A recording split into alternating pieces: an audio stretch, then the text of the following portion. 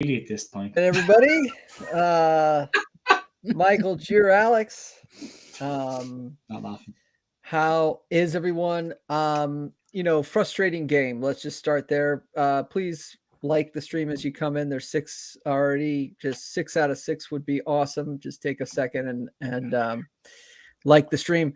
Good to see Bandy in the building. Your avatar always scares me because it is some sort of jumping spider. And Kellyanne, one of our favorites here at American and Leeds. Inability to finish cost us the game. Leeds kept battling away, but to no avail. One of those games where we wouldn't have scored if we were still playing tomorrow. Yeah, I mean, I think it was frustrating. I think it was a frustrating game. I'm more coming out with some positives of it. I don't have maybe the romance because I've started my fandom under Gary Monk. So, I mean, I'm probably less than a decade, coming up on Missed nothing, 7, 8 Alex. years. Yeah, nothing. I know I missed nothing, but there is romance about it. And I know that we wanted to continue to see a cup run. I obviously feel like the priority should be on the league. So I feel second game in charge, I feel a little bit more positive coming out of it than I think maybe some fans do. But obviously, I'll just start with this little bit of context. For me, most of my fandom, Leeds have never been a clinical finishing team. And so that's not been in our DNA. Even under Bielsa, we had to generate a lot of chances, especially in the Premier League, to put it away. And there was never really an out and out goal scorer. It was always by committee. It was always by the group. There's a few reasons for that. Yeah, which I'll go into later. But yeah. So this doesn't surprise me. Fulham's in form. Fulham is 6th for a reason. They've had the entire season. Everybody on that team is on the same page. And the 2 goals that beat us were the first one was a bit of a golazo, as my South American friends would say. And the second one, they gave him a yard of space. I think it was also an excellent strike. I wouldn't call it a worldly, but it was that's a Premier League quality goal.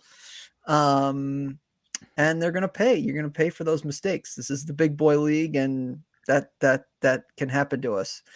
So I'll shut up and say, what are your thoughts of the game? Just overall, what's your take? Fresh, raw.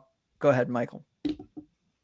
Okay, I'll go first. So just a comment on what you were saying earlier about us not being very clinical. To be honest, Alex, and even going back to the Bielsa days, we've never actually had a number 9. And I say that carefully because I know Patrick Bamford has been our 9. Patrick Bamford became a 9 when he came to us. He really was a guy that played more out wide and drifted in. We've never really ever had a proper number 9. We haven't had one in a really, really long time. Wait a second. Now, Bamford did very well in that position, but that's not his natural position. So if he's I don't know, a little Michael, bit, you're forgetting the Billy Painter era. Well, yeah, thank you. Yes, exactly. Well, Becker and Becky are probably last 2 kind of. There you go. Right. So even now we don't actually have a 9. Like we bought Rudder to be a 9 replacement, and he did very well tonight. It was very, very unlucky. But I think you can see that he is a player that's really the kind more to drift wide and then cut in. And that's sort of what we sort of had. So these goals by committee, these goals by way of build-up, there's a reason for that. We don't have someone who's going to sort of do that as much. Now, like I said, Bamford has really sort of done well to become that player over time. But that wasn't naturally what he was when he came to us. I mean, when he was playing before at Middlesbrough and stuff, he was playing sort of in a wider forward role and cutting in. We saw the same thing with Rodrigo, which is what he used to do when he was at Valencia. He would play wide and he would cut in. So, we honestly, the biggest problem for us in terms of goal scoring and everything else that we see is a real lack of technical players. And this is something that I was on about on Twitter earlier. We don't have a lot of technical players. And recently, Orta has been building the squad towards this sort of very high energy, high pressing, very, very sort of like energetic running kind of style of play without anyone who's going to put their foot on the ball, slow things down, pick intelligent passes. We don't have, Adam Forshaw, whatever. Like, he's the kind of player that would do that. Pablo Hernandez was the kind of player that would do that. We don't have that. There's nobody that can do that. Rocket can pick passes. He's the closest thing we have right now. But I mean, when that's it, and then you just have a lot of people that are running around and don't really have the technical skill. One of the things that really bothered me and has bothered me for a while, and like I said, I've been on here before and I've been on Twitter before, and I've been really sort of sticking up for Tyler Adams. I like him as a player. I think he's done a really good job. That man cannot pass the ball forward. He needs to pick his head up and look down the field. He's like a crab. He just keeps passing the ball sideways all the time. He has nothing on the ball at all. He's amazing off of it. One of the best for sure. And I think more than adequate as a replacement for Calvin Phillips in that regard, but he does not pass the ball forward at all. And it's causing problems. And then tonight, I mean, it was a mistake. He passed the ball a little bit too far in front of Rocca, whatever. But why is he making that pass anyway? He should be looking upfield. Anyway, that's my rant. I'm not going to interrupt you, but just on that one as well, Mark Rocca pulls out of a 50-50 tackle. Yeah, that's a problem. Criminal outside. And you can blame Mellier's positioning, but for a central defensive midfielder to do this and step out of the way in a tackle when you should be nailing the player, is criminal. But anyway, sorry, guys. No, that's a fair point. He did pull out of it. He shouldn't have. That was really poor. It was a hospital pass though. I mean, you've got it. It wasn't great. Well, I'll transition to Jiren just by saying I said this in the game, the first game that we beat Southampton. There's still a lot of Red Bull tendencies in this team. There's just a lot of they want to head the ball, they want to move the ball kind of quickly into space. There's not a lot of calmness and composure yet. It's still they're still in that chaos brain mode, if that makes any sense. So, I mean, and Tyler's been in Red Bull his whole career, back to when he was 16 in New York, Red Bull New York. So it's going to take some time to get this Red Bull out of them. And we'll see where it goes. But Jer, what were your thoughts? You were kind of raw before we came on. Juice from the system. Yeah, get that. That's an awful drink, by the way. Oh, Red Bull. Horrendous. I was quite partial to it in my heyday with a bit of vodka. Yeah. It was always bad for you. They would say it's bad for your heart, right? It gives you heart palpitation. Although I did learn something. This is completely off topic. One of the girls that I work with educated me on something during the week. I have ADHD, and I know a lot of people have ADHD.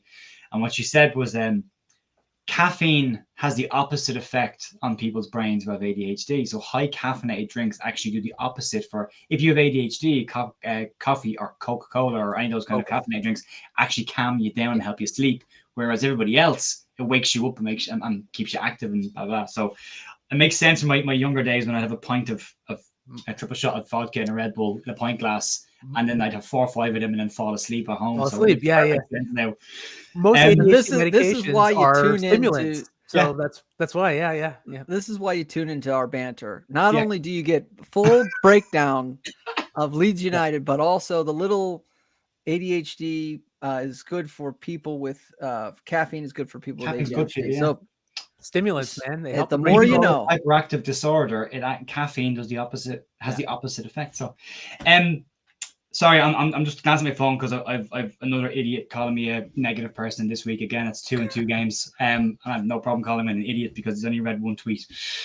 Go look at the rest of them. I will start with the positives then because I'm feeling a bit ranty, and I don't want to be ranty because I know there's positives. It was tough. It was tough to watch. I think I described our finishing as trying to watch a game with my eyes bleeding. Positives were there's a much better structure. I wouldn't blame our back four for anything tonight. I don't think they were at fault for either goals. Yep. I thought it was again a bold move by Garcia to play Christensen right centre back, because I think when we all saw the team sheet we assumed it was Luke Ayling playing right back, right centre back. I thought Christensen was fine. He was okay in there. One dodgy moment where he tried to pass the ball out from the back and it got intercepted. But outside of that, they didn't really have a whole lot to do. Robin Koch had a pretty decent game. Firpo was anonymous, which is a good thing. I don't think he did anything wrong. The goals didn't come from his side of the pitch. So another good performance from him. I was excited. Maybe I'm disappointed because I was really excited to see Rock and McKennie and Adams together. I just think, and this is hindsight, but looking at it now, I just think the order of them was in the wrong position. I think Rocket should have been the 6, Adams the 8, and then McKennie, maybe another 8. So that the passes coming out from the back were with Rocket. So like Michael said, somebody who has got a good pass forward. On Tyler Adams, and I'm going to defend Adams and McKennie in 2, and I slightly disagree with Michael, but I do 100% see where Michael is coming from a different perspective. The Red Bull model and this 4-3-3 or 4-1-4-1, which is the variation of a 4-3-3, the 6 are essentially a quarterback in this system's job. And what Calvin Phillips did amazingly well in the 4-1-4-1 last year is to take the ball from the back 4 and get us moving forward. But when it doesn't go forward, it's like a giant V shape like this, and you're the point of the V. The 6 is there.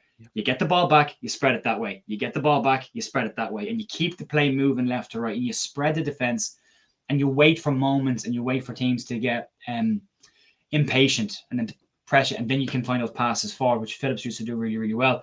And I think Tyler Adams is unfortunate because I don't think that's his game. I think he is more the 2-3 yard link up play, move us forward, 2-3 yards, bring us forward. Issue tonight, I just felt was we wasted a lot of simple opportunities to move forward. I thought the passing in general across the park. I made notes. I made a lot of notes, like a lot. Oh, you did. There was I just felt, although I thought the shape was really good in the first half an hour, we didn't see a huge amount of the ball. But when we got the ball, we broke. When we broke in 1s and 2s, which is half the problem with not getting enough bodies in the box to score goals. Second half was a different situation with bodies in the box and just a sheer lack of quality. McKennie, I'll defend in as far as he's not a number 10. He wasn't bought to be a number 10.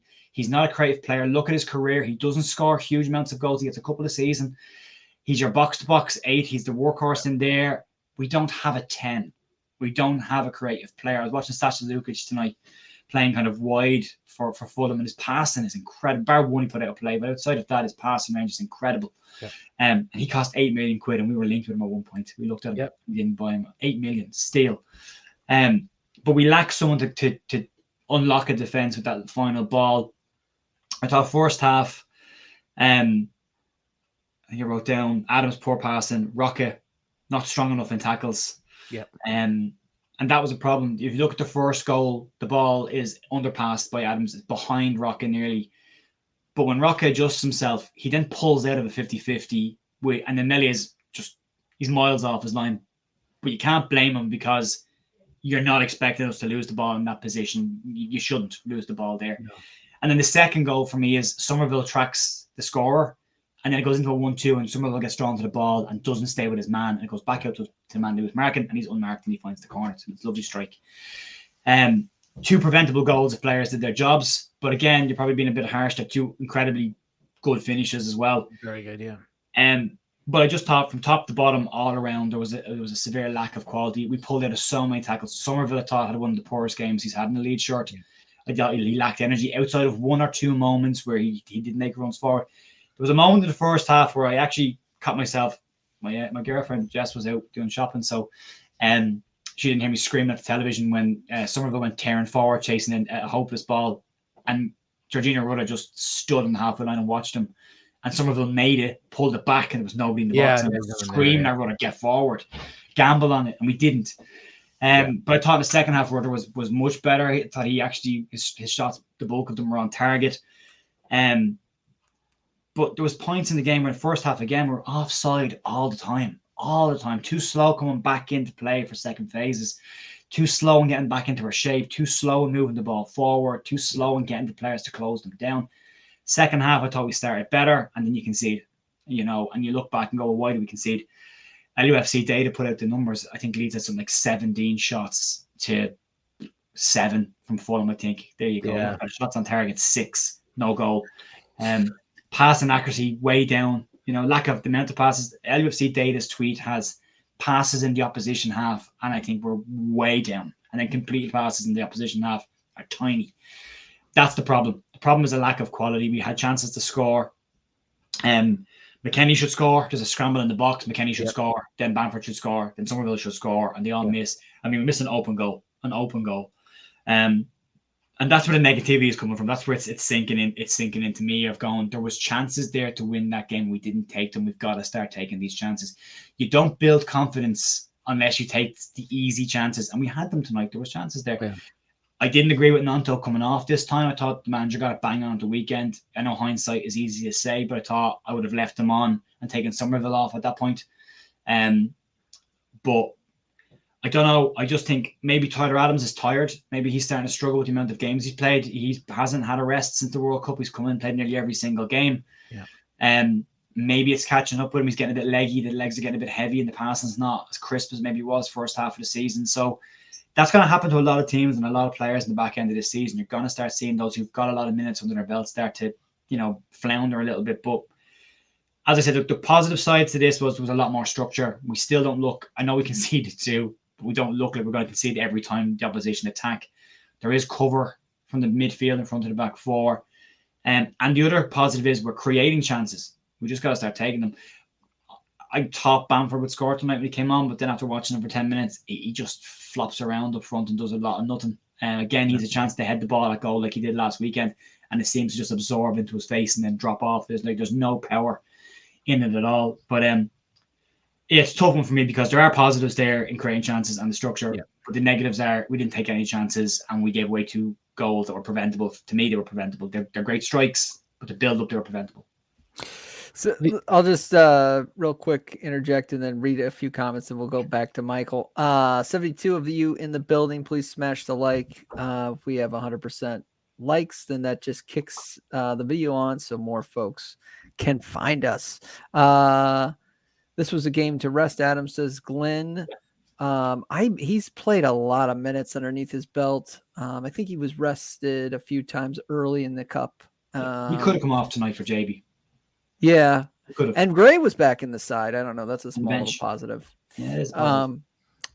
McKinney ignored several opportunities to strike. Again, I just don't think it's in his locker. I don't think that's the player that he is. But he's not a like Yeah, I made that comment actually. Alan Shearer was on the co-coms, right? And he said, "Oh, McKennie should have struck it then." And I said, Shearer's probably right, but then again, not many people could strike it as well as Shearer could. So from that perspective, anywhere. He's not Click.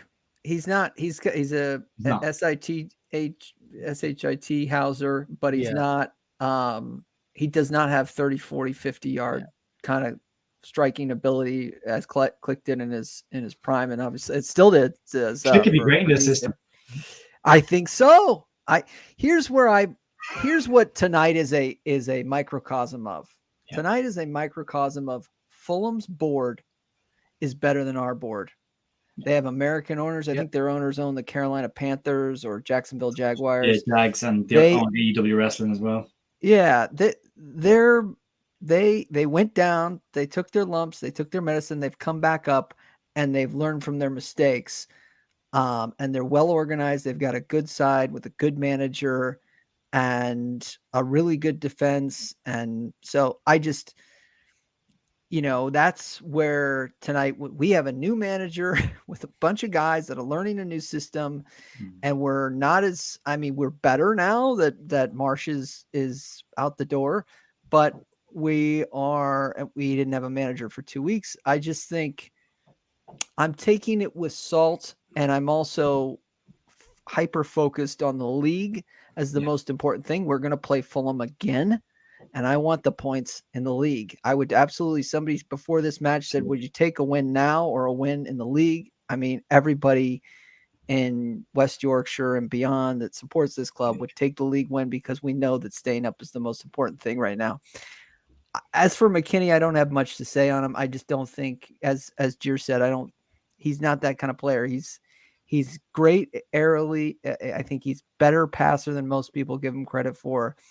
And I think he's an interesting creator, but he's not a guy that's necessarily going to take a shot, top corner, top bins, and he's the pass to the creator to score. He's that guy. He's the guy that wins the ball. Tyler Adams breaks it up. He picks it up off him, and then he gives it to your creative player to go gets and it score. to the 10. Correct. Yeah. We played really well, but if we do not start scoring, we will be in trouble. That's what Gier said to start really before we started. He goes, I worry about us not having a goal scorer, i.e. Rodrigo. I think you're thinking, Gier.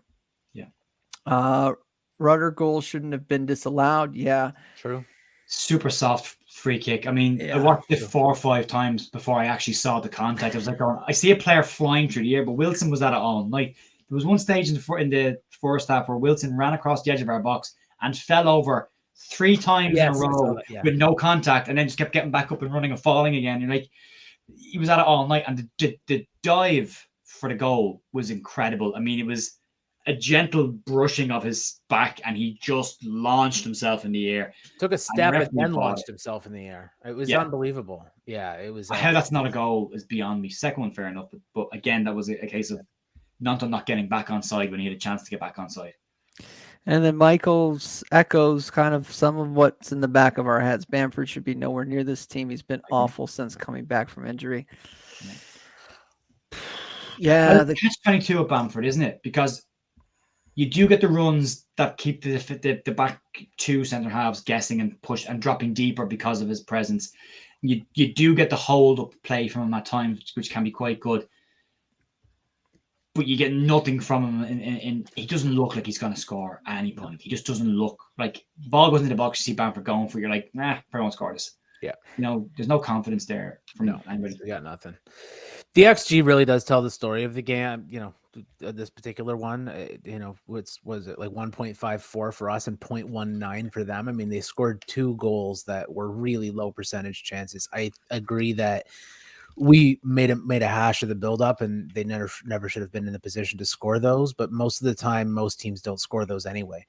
That first one from Paulinho was like 1 in 100. Like, it was an outrageous goal. That 0.19 was their XG. Like, and ours was 1.54. I said it's almost like the score lines are exact reverse. And the big difference for me, as I said off the top, is the difference in technicality. They have technical players who can finish. We don't. We have running players who can get in lots of great positions, but then do absolutely nothing with it. And that's what that's been my frustration with McKennie, is that he does some really nice things, but once it actually comes into, finishing or doing something technical or putting on that last sort of crucial pass into the box, it's too little, too much, not enough. Slightly overhit every time, or just misses it, or he gets his footing wrong, or whatever it is. I'm not saying, and I've never said, that someone like Weston McKennie is not a useful player. He is definitely a useful player. He has skills, that are useful and that we can even use in our team. For me, he's not the player that we needed at this time. Particularly, I think we needed someone who's more technical. We needed him, but I think we needed somebody else as well. Well, I mean, that's fine. That's fair. If we're getting him and somebody else, I mean, that's fine. But if we're sort of cutting our cloth one way or another, I think we cut it wrong here, because that's not really the player that we needed right now, unless there's something else going on there too. Again, Rutter, I think he was great tonight in a lot of ways. There were some things, like, I mean, you already pointed out, Jared, the one where he just sort of stood there and didn't run after the ball. You kind of hope that he would chase some no-hopers like that. I mean, if Somerville's putting the work in to chase it, you would hope that his forward goes with him. So there's things like that. But look, on the positive side of things, I feel like Gracia's made a couple of minor changes to what we do that have made a really big difference in how we play that I like. So one is that we are actually trying to pass to each other all the time now. And if a pass isn't on, then we're being a little more patient with it. I like that. Under Marsh before, when a pass wasn't on, we would essentially just spam it into the middle and hope to win it back. And oftentimes we didn't, because the teams we were playing against were just too good for that. The players were far too technical and far too good to sort of just be losing the ball back all the time. Sometimes it works, sometimes it doesn't. You kind of take your luck with that kind of a thing. But now we're actually making passes when the pass is on and not when it's not. The problem for me again, though, is that we don't have the technical players to do it when it counts. So we're almost trying to like have it both ways at this point. We have a squad built for one thing that clearly didn't work. And now we're trying to have them do something else that I don't know if it's going to work or not. I guess we'll see. I'll also say I like the attempt, though. In my happy clap moment that I'm in is that I will say we have not given up an embarrassing goal and so far in 4 halves. Yep. And that was something that just when we were conceding under Jesse Marsh, it was really, really embarrassing. I mean, obviously there was a turnover there, but that was a heck of a strike. I mean, and it just grazed off the inside of the post. So they were I would say one was a definite worldie, and the second one was just a really top Premier League strike. And teams got that in their locker. And Fulham's 6 for a reason. So I'm trying to see the positives. There were moments of the game. I think there was patterns of play. We talked about on-ball systems a lot, Michael. I think there was moments of an on-ball system, one-touch passing where we were kind of we were setting up some triangles and kind of getting. I'm seeing some positives. We got a long way to go. If this was game number 2 of the season, we would be a lot more positive than we are right now. 1 week of training. 1 week of training. Yeah. No, it's he's worked wonders with 1 week of training and having that interrupted by 2 matches, right? This was a game that, again, this is a microcosm of these 2 teams are reflections of the boards. Yeah. And that's where I'm at. Javi's just had 1 week, and they've had an entire season where they've all been on the same page, singing out of the same hymnal, having a philosophy, understanding the mistakes that they made 2 years ago in the bubble season when we were 9th and, running away kind of with mid-table. And that now they're just having a really good season. And I want to see us. Hopefully we didn't. There was a game a week last year where we played West Ham in the cup and we played West Ham in the league and we lost the cup and won the league. And I want that to happen again. When we do play Fulham again, I believe, is it at Craven? Yeah, I think so.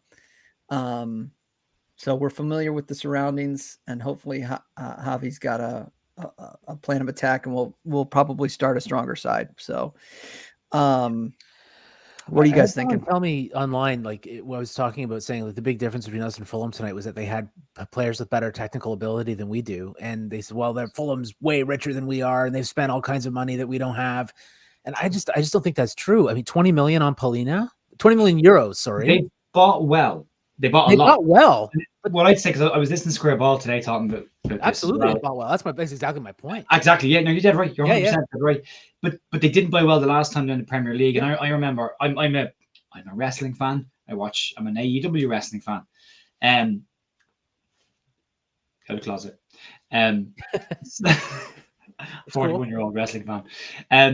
But I follow Tony Khan, who owns Fulham. And anyone who knows anything about wrestling will know that Vince McMahon with WWE is an incredibly rich man, filthy rich. Yep. Tony Khan has significantly more money than him. So he is super rich. And when Fulham got relegated after buying a lot of attacking players, Khan had said in a tweet to the fans, we know we let ourselves down. We didn't get the defenders we wanted and needed.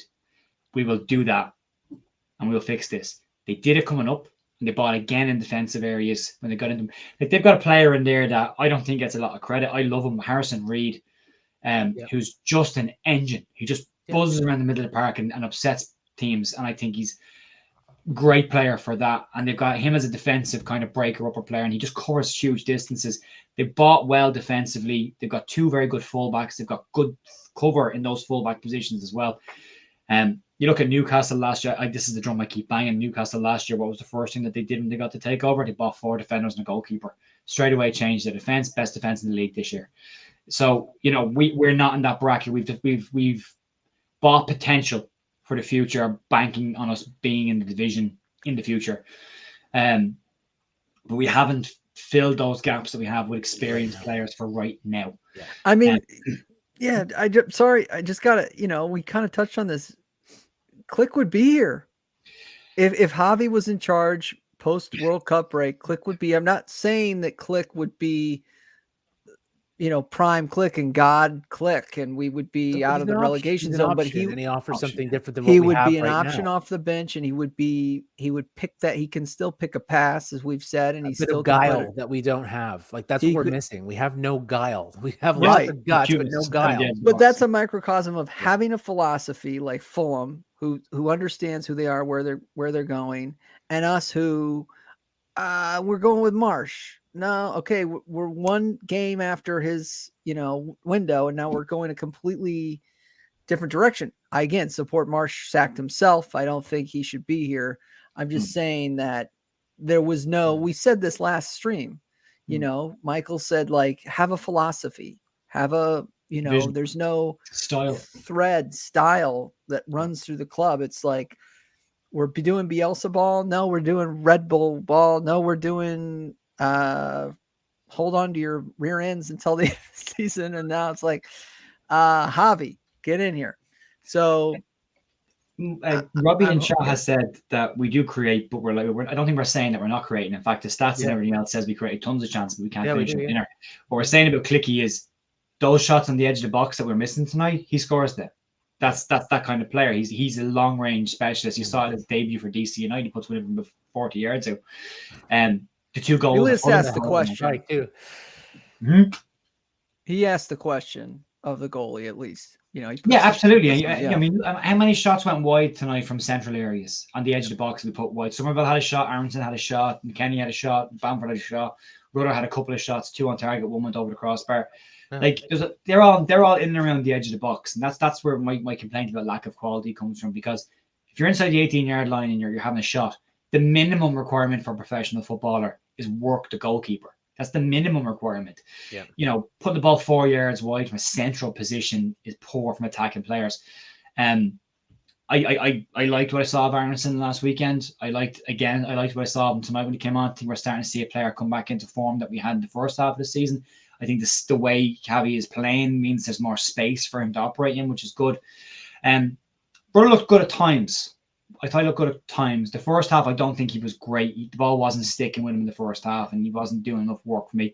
I think somebody put a rocket up his arse at halftime, because I think the second half you saw a significantly busier player, and he needs to be that player.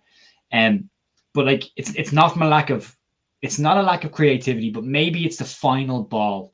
And that's where McKennie won. The weight of the pass in the first half for Somerville is just too heavy. The weight of the pass in the second half for Rudder is just too heavy. It's the weight of the balls. It's decision making as well in the final third. It went to release it. There was a great chance where Rudder and Nanto went 2v2 against Fulham on a counter attack, and you're screaming at Rudder, release it, and he doesn't. And then he just pokes it through the two centre halves around the corner. And it's a brilliant pass. It's a fantastic pass.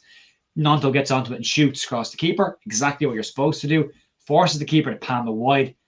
Where was our other winger, Somerville? Nowhere to be seen. Yep. Nowhere to be seen. Not gambling again on getting forward. He gets forward, it's tap it, and it's those kind of mistakes. It's attacking in ones and twos, pressing in ones and twos, that you're wasting potential opportunities to score easy goals. Yep. I know we don't want to give up too much at the back, and I mean, most managers would say, look, if we lose 2-0 and they score 2 worldies, fine. I'll accept that, because that won't happen every single game. That's a rarity, but in general, we're solid. I thought tonight we were solid at the back. I thought the shape looked really good. I thought they covered themselves really well. We just didn't attack in enough numbers for me at times. And then when we did, it wasn't good enough. So it's a catch-22. It was just, the commentator said Leeds could be here all night and they wouldn't score. And I have to agree completely. I thought just a sheer lack of quality. I don't know what we do at the weekend. I wanted to see a 4-3-3 with the 3 lads we had in midfield. After seeing it tonight, I never want to see it again. I want us to go back to the 4-2-3 one that we had the weekend. And because I just thought we were better, but we desperately miss Rodrigo. Someone's calling out Christensen there. I thought Christensen was fine tonight. Outside of one pass, I thought he was fine. He was okay. He was a little off for the offside goal as well. I mean, that wasn't great either, but But he was the last man covering. But it ended up being offside anyway, so it didn't matter. Yeah, but do you see Robin Cox's position in that? He's that was 20 yards outside the box in the wrong areas. Like, okay. Yeah. But considering, like, we've talked before about when Ailings have to go in right centre back, that you just think there's a mistake in there and a slip, and we'll concede. Christensen's an out right back playing right centre back, and I thought he did okay. I thought he did fine. I thought so too. I wouldn't blame the goalkeeper. I wouldn't blame the back four for the goals. I think there was mistakes made leading up to both those goals that could have helped them out a bit. But again, they're two fantastic strikes that both got in off the post. So nitpick. I wouldn't mind seeing McKennie in a 3 if we're playing 3 at the back, a 3-5, yeah, it's not bad. something like that. Yeah.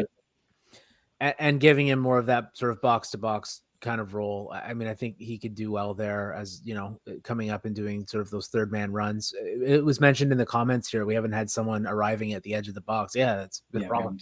We used to have it all the time under Bielsa. It was often Click. That's why he scored so many of those perfectly things that he used to hit, because that's what he was doing.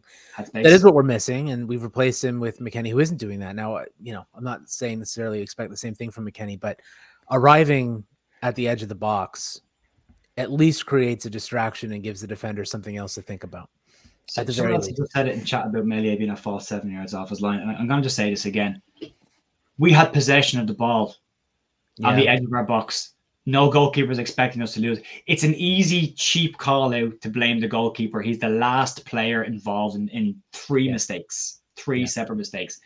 Tyler Adams' pass isn't good enough. It's sloppy in his own half, and he puts Rocket in a bad position. Mark Rocket pulls out of a tackle. He pulls out of a tackle, which is criminal.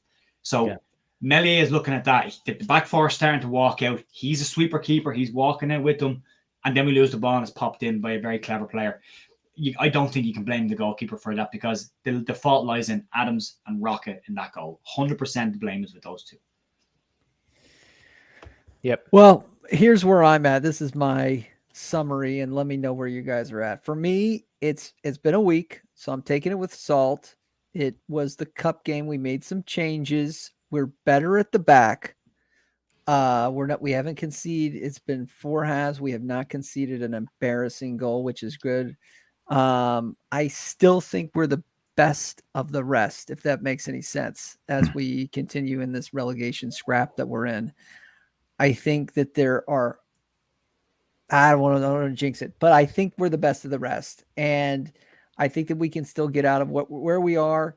Here's my question to you two gentlemen. Who do you start against Chelsea? Do you start Ruter or do you start Bamford? I start Ruter. Yeah, so do I. I also just realized my microphone wasn't turned on and my webcam was my microphone, which is why my sound's probably been awful up until this point. Sorry. It's been good. No, but it's fine. Yeah. It keeps, like, every time I turn my PC off, it just keeps resetting today. I don't know why it happened me 4 or 5 times today. I think you start Rutter because at this stage, I just don't see Bamford scoring. I think Rutter looks more likely to score. He needs to do the hold up play better, and he needs to work a little bit harder for me. But outside of that, I think your choices are Mateo Joseph, Rutter, or Bamford. Joseph's a finisher and might score goals, but he's probably not clever enough to get the rest of the game at this level just yet. I think he will. I think he will be a good player. But I think you're then between Bamford and Rutter. I think based on the second half tonight, I think you start Rutter. But the fact that Rutter's played 80 minutes means he probably doesn't start on Saturday. When I watched old games that Javi was managing, it looked like Crossing FC. It looked like there was a lot of crosses into the box, and I don't think Bamford's good enough in the air. No, he's not. So based on that I think Ruter is better in the air, and I would start him. He did a very good header tonight that he was unlucky with. It's an excellent header. And really skillful. They're the one off the post. Yeah. To go backwards and head it.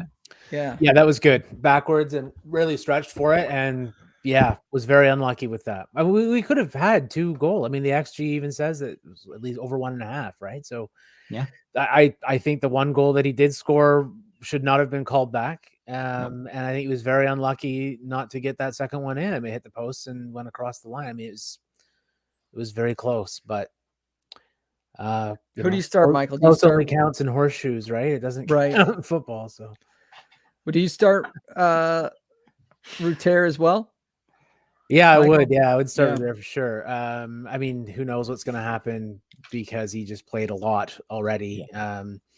But he showed me enough tonight that suggests that he should play. Like I said, he's very That's a unlucky. young front line He could have had until 2 goals.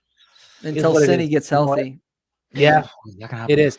I don't know if with Nyanto, I know what you're saying, Jared, about pulling him off because he's such a bright spark.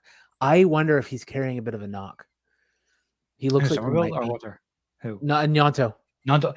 He didn't look happy coming off again. Yeah. That needs to stop as well. You're a kid, you're 18, it's your first year in the Premier League. You get taken up by an experienced manager. You smile, you shake the hand of the guy coming on, and you sit down. Yeah. Stop the tantrums. You're way too early in this process. You're not what you think you are just yet. A couple of good games and a couple of goals doesn't make you a superstar just yet. Stop, this head shaking thing, walking off the pitch around this, don't like that. It's a bad habit. He needs to get out of it. You wonder if he's, he seems like a really nice, level-headed kid, and I wonder if he's shaking the head at the manager or if he's shaking the head at the fact that he wasn't able to affect the game more. Like if he scores and gets subbed off at some point later on in the game, is he doing the same thing? I don't know. He looked at the bench when he was doing it this time. He was walking around behind the goal and he was looking straight across at the bench and he was doing this. And then at the weekend again, when he got taken off, he stormed past the manager. That's not okay.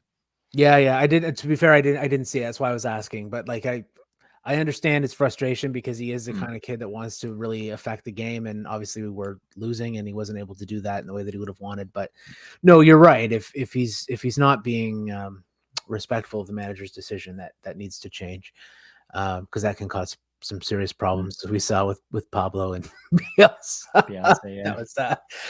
Yeah, but I wonder if he's carrying a knock as well.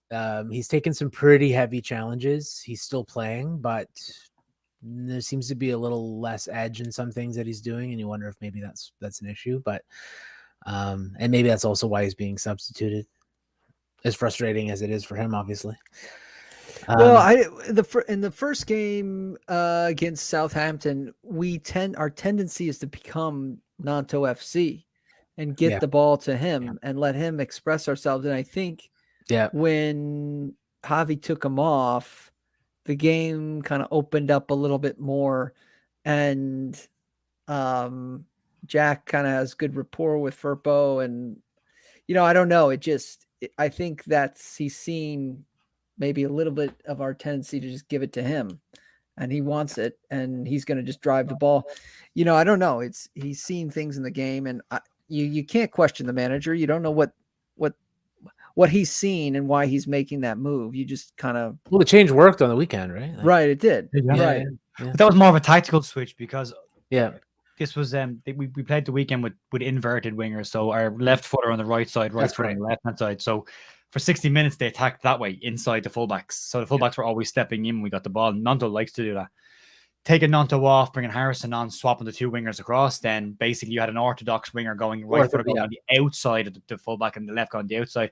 And what that does is the defenders are they're so like it's like muscle memory for 60 minutes of going, winger gets it, he's going inside, he gets it, he goes inside, he gets it, he goes inside.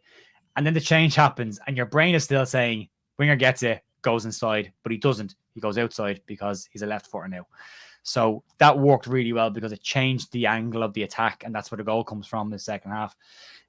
Allowed the fullback to invert instead because the wingers are on the outside. He's on the outside where underlaps instead of overlaps. Correct. Yes. And that changes the whole dynamic because then the winger who's marking the fullback, he's likely to go outside and that frees the player, which is why Firpo was unmarked. It's clever, and it worked really, really well. It was a smart tactical change. Something we haven't seen for a long time on the Leeds managers is actually changing the style of play or changing the system mid-game to affect it. Tonight was different. Tonight they were like for like changes. So there was nothing dramatic about it. But I think the team that starts the weekend will be pretty close to the team that started last weekend, if not exactly the same. Yeah, agree. All right. Well, everybody, I want to give a shout out to Australia Mate, the disabled team, Glenn Hayes. It's been a minute since I've seen you. Let's see. I think Free Fallen's always Bandy, my friend. How are you? You're always good. Shout out to Dow too. He left a comment. He's not here, but he left a comment with me earlier. So let's see here. I'm just trying to see. Kellyanne was in here earlier. Everybody that has liked the stream and made a comment, appreciate you. We are reading the comments as they come in, and we don't have time to get to everything, but we certainly appreciate the engagement. I think you guys got stuck into each other a little bit too, which is good. I don't know. Any other closing thoughts? Are you feeling better, Gier? Gier was a little bit, I don't want to say you were hot, but you were frustrated before we hit the live button. Are you feeling better? I wrote down in big letters, we had enough chances to win that game twice. We did. And that's it's just at some point, and this is where I think the ultimate positive is. I've been saying it all season. We're going to thump somebody at some point. At some point, we're running out of games. We haven't done it yet, but be such a release. There's so many chances coming. A ball's going to go off someone's arse at some point, and we're going to be like, that's the goal. That's the one that's going to release the tension. You know, you thought the one that Firpo got at the weekend might have been it because the kind of goal that it was. But there is enough chances being creative that statistically we should start to take them. We should start to take a couple of them. 17 shots there. I think it's 8 or 9 or 10 or even on target today. That's a lot. An XG of 1.5 is a good XG. And I saw somebody else say that shows what XG means nothing. It doesn't. It means exactly what it is. We should have scored a goal and a half at least today. Yeah, we should have scored. Should have.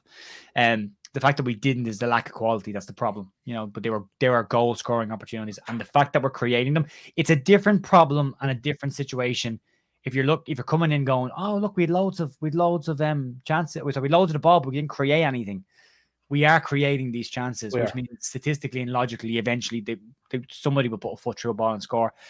The next time Weston McKennie gets it, I'm going to predict something. Weston McKennie scores next week. Scores at the weekend, right? And it's going to be a frustration strike. It's going to be a ball dropping on the edge of the box, and he's just going to pump it. He's just going to leather it, and it's just going to fight him, right? Yeah. Because I think he's going to be aware of what's being said. He's going. I like McKennie. I do. Yeah, so I do too. But to be fair, I do too. I thought he was. There's a lot of people give him stick at the weekend about his performance, and I was like, I don't know. I thought he was all right. Especially again, first half not so much. Second half, I thought he was excellent. And then you saw the stat come out from the club, and it was like 91% passing accuracy. You're like, yeah, I thought he was good, all right. I thought he did okay. But again, he is your engine. He's the guy that keeps you ticking over and keeps the ball moving and recycles the play and gets it back and recycles the play. He's not the guy to find the laser. Yeah. Focus. He's just tough, and we had one of the best midfielders in the world leave the club, and I feel like everybody's longing for prime Calvin Phillips.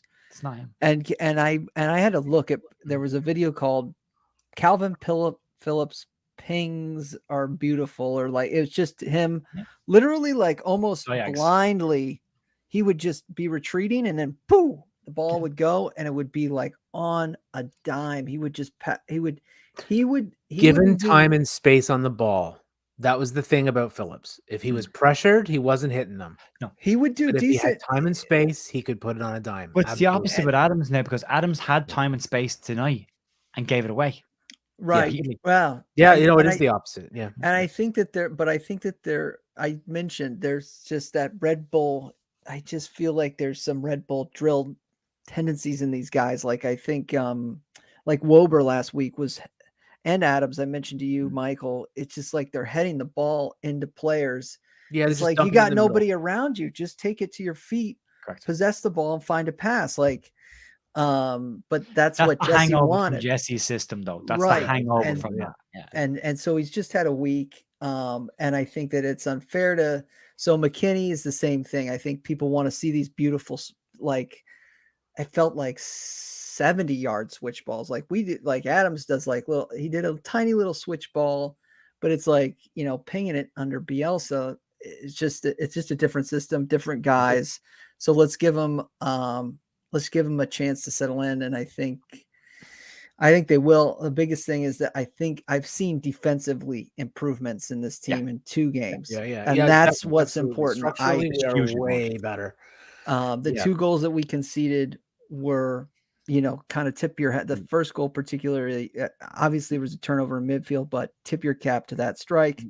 And then the second one, there's the mistakes there. You gave him too much space, and he put it away. But I don't want to see the embarrassing wide open back post. That's not happening. In a while. Yeah, it's not happening anymore. Nice. So we have a really good structure now. We clearly have some defensive banks, right? At times we'd have 5 midfielders and a nice mid block. Everything would drop back. Our defenders didn't have too much to do most of the time. There was some scrambles around and really 2 very good strikes that were generated out of, we're getting set up too. In transition, it feels like we're getting none of it was back. Embarrassing. None of it was patient. We seem patient with everything. We seem that's it. Yeah. Shout out to Enzo in the chat as well. He's saying without Vauber in defense as well. We haven't looked good without Vauber, and I thought tonight we looked fine. Robin Koch looks like a different player this season with Vauber, and now even with Vauber out of the team, that little extra structure and that little protection they've got in front of them. One thing I said about last week's game was Junior Firpo made 2 tackles in the entire game. That shows you that the defense is being protected. And that's great. That's great because they need to be. Also, I want to give a quick shout out to Leeds Lounge because I wouldn't be doing any of these streams if Leeds Lounge hadn't got me started on this. So it's just a quick shout out to him. But he's dead right as well. He said he's feeling confident about the weekend. I am as well. I think there's positives. I'm a little bit down tonight because we should have won. There's so many games where it's like they were there for the taking, and that's what it feels like. Well, that's it that I've got, gentlemen. Unless you've got any other thoughts, thank you everybody for joining us. Leeds Lounge, thanks for joining us. Our defense was pretty solid. Fulham just had 2 great goals.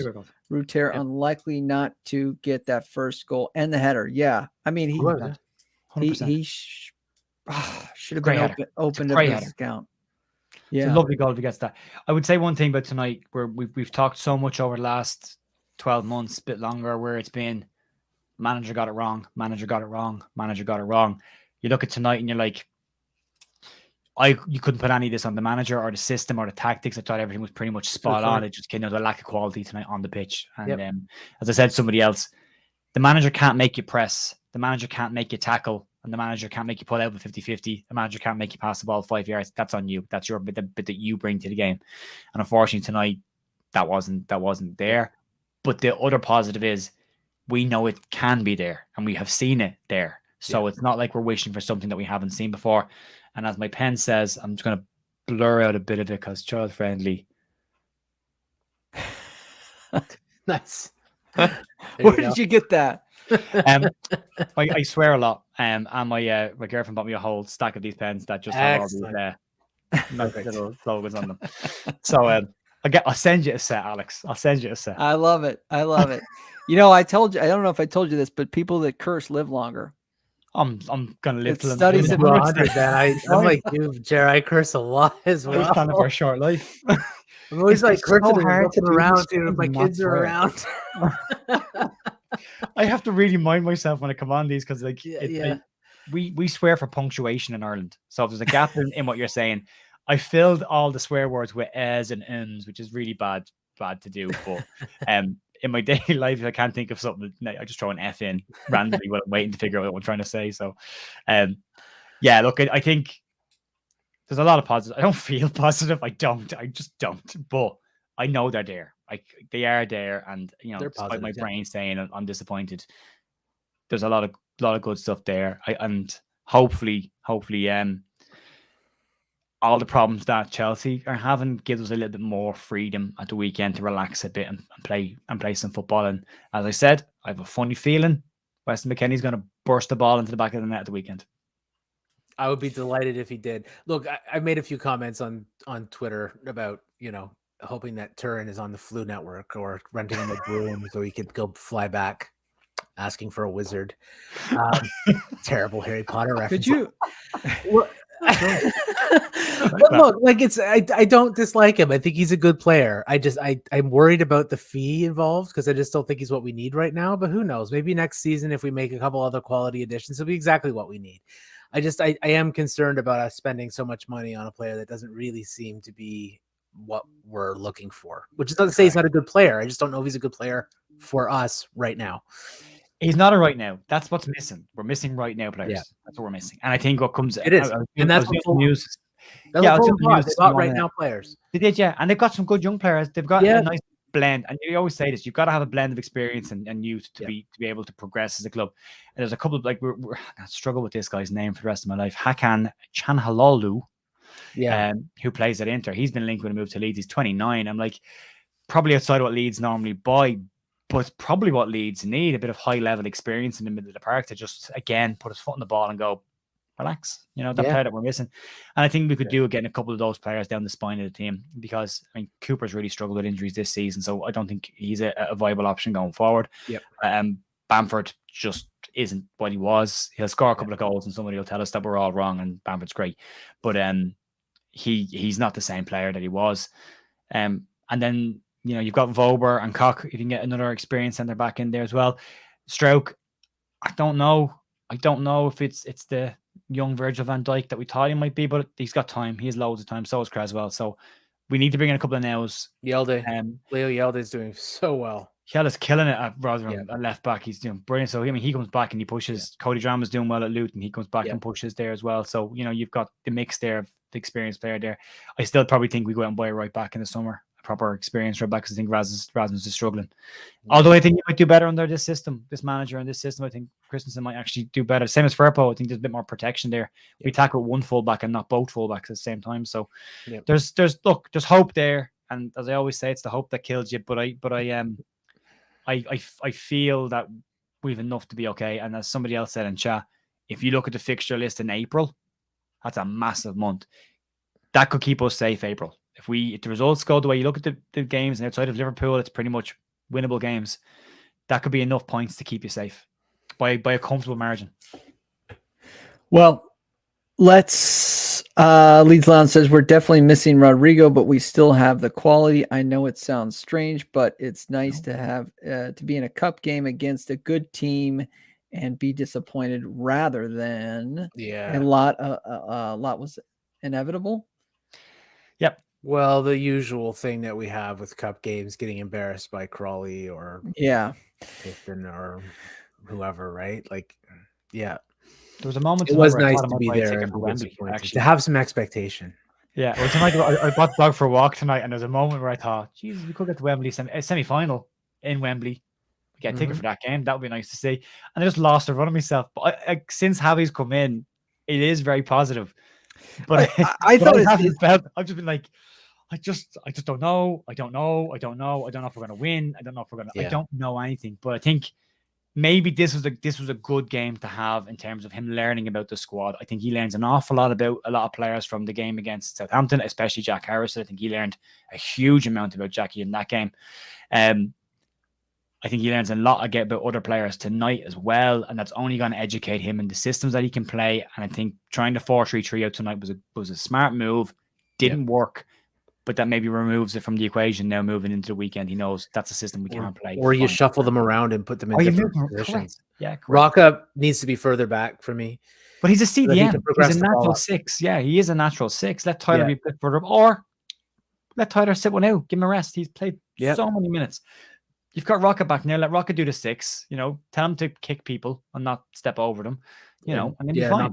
Not pull out of 50-50s. Yeah, you gotta be harder than that. You've got to be tough in the middle of the park. You have to be. Yeah. And in general, I thought we were a bit soft today in the middle of the park.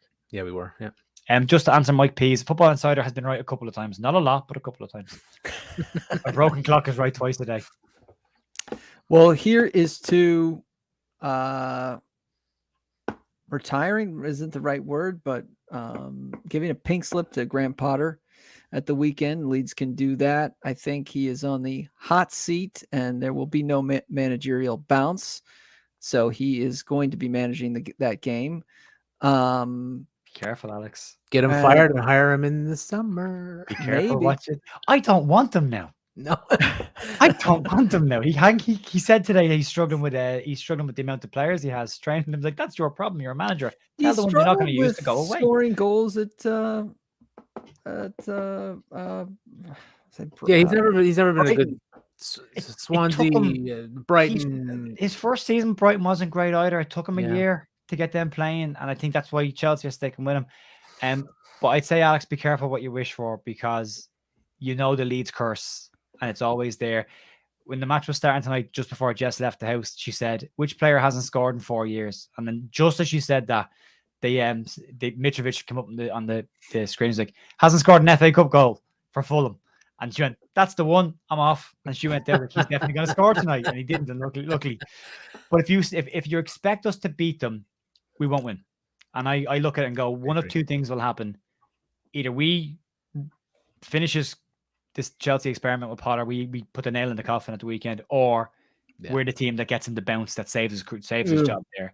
I don't think there's any middle ground. I'd love a 0-0. That would be great. I'd kill for a 0-0. We often are the trampoline for other teams. For a lot of people. They hit us. Here comes Dave Murphy, who hasn't scored a goal in 756 games. Bang, go. We were the only team that Sean Dyche hadn't beaten in the Premier League. See. If it's not said the last weekend, it's or weekend before. Yeah, it's just a case of, if no one says it, it'll be okay. The second somebody says it, that's when the house of cards falls down. That's it. So, Alex, Chelsea got to comfortably beat us at the weekend. That means we win. There you go. Good night, guys. He is Gier Lynch. You can catch him Gier Lynch on Twitter. Leeds United The View daily, or almost every day. You think you take a couple of days off on the weekends. Weekends off now, yeah. And you're going to be on the Just Joe review. What's he called? Not tomorrow night. The Just Joe review. The final word is tomorrow night with the rest of the lads, and I think Kat from Ranting Leeds Bird is on it as well this week. I'm training tomorrow night. My season kicks off at the weekend, so I'm training tomorrow night. But I do have the interview with Brian McDermott that we recorded today. That's going to go over the weekend, and it's good. There's some nice bits in it. GFH and Chilino is interesting. And we did a nice conversation about mental health as well, and the work he does on mental health, which is fascinating as well. So when does that drop? It's 46 minutes, so I'm thinking about clipping it up a little bit and dropping it maybe in 4 parts, because there's like, the early part of it is when he got into coaching and some of the bits he did at Reading. Then there was when he came into Leeds, and then there was his scouting at Arsenal and the young crop that have come through the Arsenal team currently, and his involvement in that, and also him keeping an eye on the Leeds players. He likes Sam Greenwood and he likes Creswell. But it'll chat about those kind of players that he's watching as well from a scouting perspective. And then we talked about what he's doing now and the mental health stuff and how important mental health is for men, especially now, to talk more. So it's interesting, but it's quite long. It was only supposed to be a 15-minute interview, but we just kept talking and it was great. He's a good guy. He's a really good guy, and it's the most surreal thing in the world when I got a phone call last week and I was like, "Hi, Brian McDermott here." Wow. Did he give you any hairstyling tips? My Jess said to me, "Don't wear your glasses when you're talking to him because you just look the same." I was like, "Well, there's another baldism joke, all bald men look the same. Eggs with glasses." Yeah. I might give you guys a sneak peek beforehand.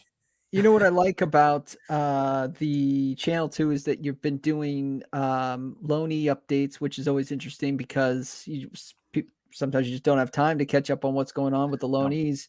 You've got a little bit of some news on that, and then you've got everything from the U21s, Leeds United ladies, what's going on there.